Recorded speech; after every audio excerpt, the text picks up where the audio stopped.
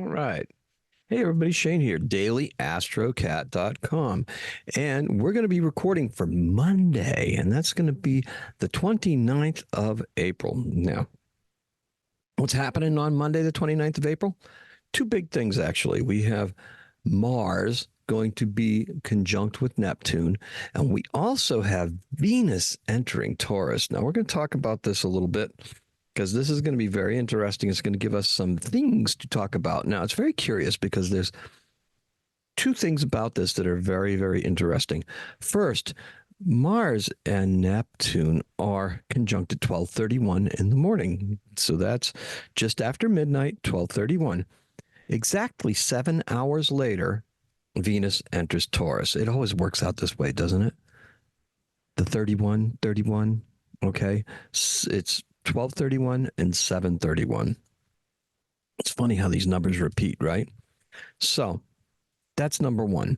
Number two, our moon happens to be in Capricorn.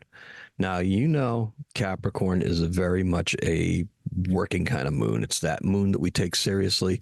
It's that moon that's like keys us in on our responsibilities and stuff. Usually they make for good work days. Mondays that start on an earth sign are always a pretty good work week. We're able to focus. We're able to get things done. We're able to actually be in that game as opposed to be in other games. Now, if for example, if we're serious about side hustles or doing our own thing, then yeah, that's a really good opportunity to do that too. Now, with that being said, let's take a look at now with the moon in Capricorn, we're going to find that that's a cardinal sign. So the planets are in the cardinal sign of Aries. They're going to be having those squares. They're going to be having that interesting time. We're going to have Mercury square the moon. Okay. This makes us use our intuition a lot. This is something where, we're not thinking all that clear, but our intuition's going to work well. We're going to be challenged mentally and communication wise. We're going to have to really step up our game to get over that little hurdle to be able to make ourselves be understood and make our new ideas, particularly Mercury and Aries, able to come through the work environment. Because remember, that work environment is very much the embodiment of Capricorn. That individual is very much the Aries, that personal sign. Now, they both want to get stuff done, but we have different ideas of how to do it, right? So, you've got that North Node energy. Oh my goodness, the North Node. Oh, well, you can't go out there and do that because you have responsibilities here. What are your responsibilities? Have you refigured them out yet? That's what kind of yesterday was all about, right? That full moon that happened in Scorpio, that was the culmination of the new moon coming in Taurus. Now, that sounds backwards, doesn't it? It does. It does, because that actually helped culminate some of that Aries energy. But the opposite of Taurus is Scorpio. So we have those moons that occur. Now, remember that eclipse cycle just flipped last year from a Taurus Scorpio axis to the Aries Libra axis. And, I'd like to think that, we're in a different beginning phase, okay?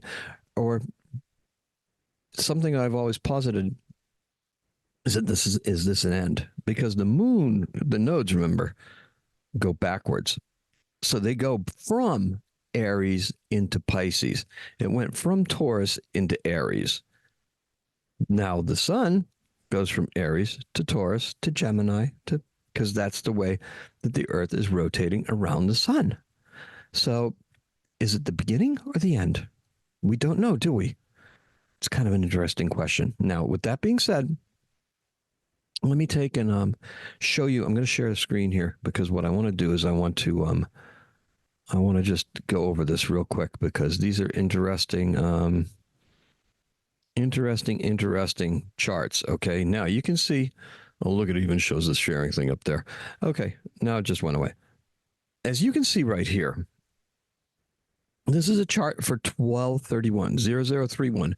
I set it for where I live, Framingham, Mass, and I use whole signs. Now, I use whole signs because whole signs speak to me better.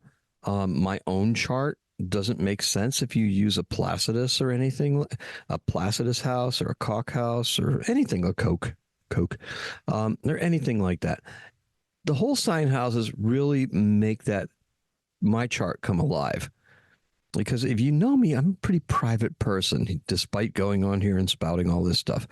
And Sun and Moon in the eighth house very much sums that up. Sums it up much better than Sun and Moon in the seventh house, which is what you would get if it's Placidus. And that seventh house is a house of partnerships. Now, is there a part of me that does that? Yeah, there is a part of me that exists like that. But for a long time, I was forced to live in this place right here. Actually, for most of my life, I'm forced to live in this place right here. So you can see that little arrow moving around there. Now, this is for the Mars and Neptune sextile, and you'll see them right there. Now that occurs in the third house. See how that little 3 is right there. Now mind you, this is something that's very important because I'm using the houses right here because I want to illustrate a point. However, they don't have any meaning as far as mundane astrology is concerned. So when the Moon and Neptune are conjunct in the third house, that's a totally different vibe than me trying to interpret it for you as how it affects you if I were to take your chart personally and say, look, your ascendant is here. That's the ascendant line, right? So that's our horizon line. So you can tell right here, the Mars and Neptune are conjunct as the moon is rising over our eastern horizon. Now, with that being said, let's switch to the next chart because this is really interesting because I want to show what I want to show you when I want to demonstrate is how the moon moves in this kind of an environment. Okay. So now we have the moon right here. And if we go to this one, that's our image. There it is. Okay. So now this one is the progressed one for when Venus goes in. It's 7 hours later. Now, mind you, our moon was over here on the eastern horizon. Now it's just about setting. 7 hours later, that moon just whips right around the sky. And it's right around. It's probably a couple of hours from setting. All right. And we have Venus entering Taurus. And Venus is entering Taurus right there on the cusp of the 12th house. Now, why are these cusps of houses important in astrology? And why don't I use them? All right. So these houses are important because these are considered to be areas of life. Okay. And they each have a different meaning. I'm not going to go over them right now. But if I were to tell you that, okay, Venus is entering Taurus and is entering the Taurus on this chart right here. Now, if I were to take my chart and superimpose it over this, what you would see is it would be entering Taurus right at the point right here on this point, this point, this point. So that is, for me, I happen to be, now you'd say, Shane, aren't you an Aries? Yes, I'm an Aries. Well, wouldn't that affect you in this area, the Taurus area of your life? Yes. But now, where is the Taurus area of my life? Well, that depends on my birth time. If you remember yesterday, I told you that the sun sign was the time of the year, the moon sign was the time of the month, and the ascendant was the time of the day. Now, 4:44 in the afternoon means that on my birthday puts me as a Virgo rising. Now, if I were to take and twist Virgo around on this chart and put it up there, you would see that Taurus would be in the ninth house. Now, the ninth house is my Sagittarius house. That's my Jupiter house. That's my house of education, philosophy, things like that, travel, all of that stuff. Now, Taurus and travel sign, huh? Don't like to do it very much, do you? Kind of guilty, right? But it's also where we learn, okay? And it's where we like to learn. Now, I learn very quickly, very thoroughly, and very creatively, okay? I learn. Writing is a cathartic process for me. That's how I tend to learn. I learn by doing things like that. Now, with Venus entering that in that in entering Taurus in my ninth house, and this could be for any Virgo rising, you would say that, look, you would be more prone to creating some beautiful art because that's what that that is, right? You could also have a distance relationship start to blossom. You could also have, say, because Venus is relationships, right? Venus is relationships. Venus is art. Venus is art appreciation. Venus is that the finer things in life. Venus also represents, creativity.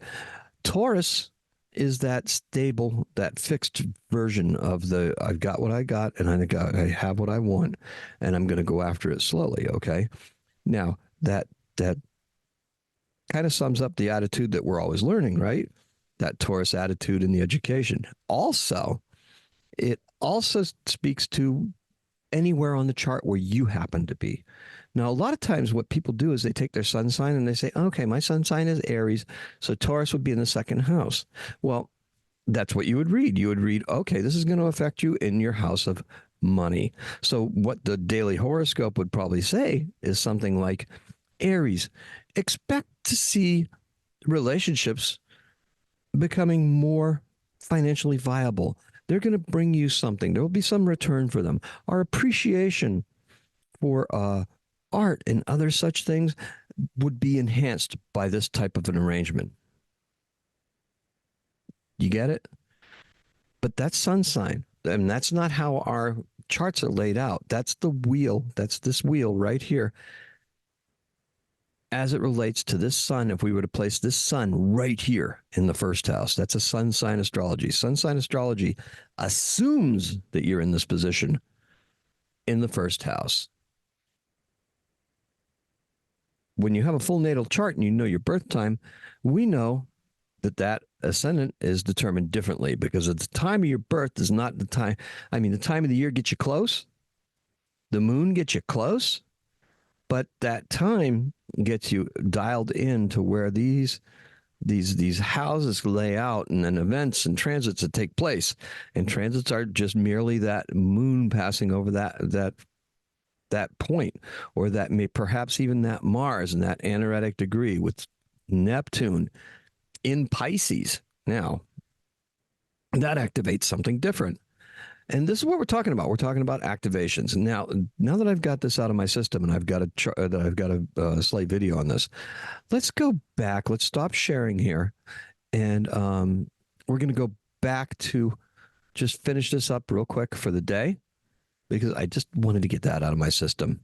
Okay, so we have Monday, and Monday, the moon is in Capricorn all day long. It's a pensive day. We're going to be thinking about a lot of things, okay?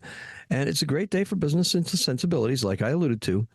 Mars and Neptune are conjunct early in the morning. Now, that is our drive, our urge to perhaps give some solidity to our dreams, to perhaps put some of our fantasies into actions, or we could just be totally deluded by them and do something absolutely bonkers. You just don't know, do you? Both of these events should be rousing you up out of bed early to create something new. Hey, make a beat, get an idea down, record something to voice memo, sketchpad, whatever you got, maybe a motif for a new work of art. And the other thing you want to do is you want to make sure you're connecting with others. Today's keyword is voila. Okay. And the color is yellow ochre. This is a perfect day to create something new. And it's right there. You got it right there in front of you, right? Neptune, Mars, yes. Venus entering Taurus, very creative, very much there, right? Just don't sleep on it, okay? Because that's what Taurus has a tendency to just lay back on things and not quite get pushed into action. Venus has been pushing, and now she's entering her own sign. It's like, oh, I'm just going to let today go by. I wouldn't suggest you do that. You got to be patient. You got to be persistent. You got to be pensive. Those are good words for today. You live life and you create something. It's time to activate both our artistic and commercial creativity. So if you're at work, hey, you can get creative at work too, right? That's a good thing to do. Things are going to turn around unexpectedly. That's part of that Uranus, Jupiter thing still going on. Just don't be surprised. Be thankful for when it does, okay? Just be thankful for whatever it is you have. In 1769, the Scottish engineer James Watt, he got a patent for a steam engine with a separate condenser. Oh, yes. He got that filed away, and the patent number is 913. And in 1899, Edward Ellington, otherwise known as Duke Ellington, he's an American band leader. We know who Duke Ellington is, don't we? He's a composer and a pianist. He did take the A train, and also it don't mean a thing if it ain't got that swing. He was born in Washington, D.C., and he passed away in 1974. That's what we got for you, okay? Hopefully it's not too confusing. A little bit of a daily, a little bit of an extended daily, okay? I may decide to separate them. I may not. We'll see. Our keyword is voila, and our color is yellow ochre. Today's an 8. Happy astrocatting. Thank you.